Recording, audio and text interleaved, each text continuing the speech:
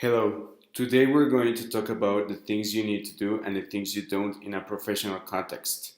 Let's face it, there are certain actions and behaviors people should and should not exhibit in the workplace, but some people just don't know right from wrong. The don'ts. First, don't have a personal conversation at your desk. Find a conference room to discuss your after work issues that you must have with your best friend, sister, or anyone who isn't related to work actually.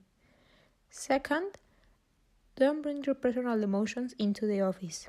Your desk neighbor doesn't want to hear your boring story from the weekend. Third, don't be afraid to ask questions, despite how silly you think they seem. This way, you will avoid completing an entire project only to realize you did it all wrong at the end.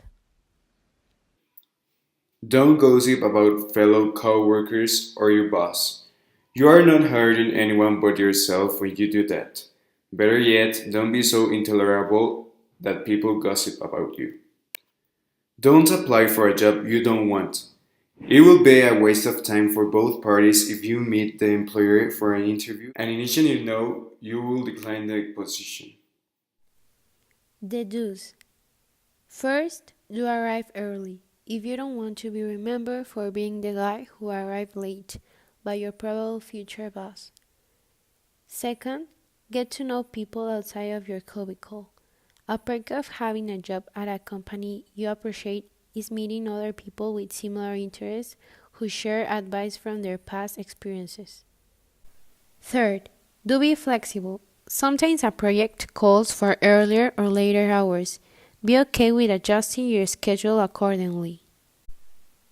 Fourth, keep an eye on your personal budget.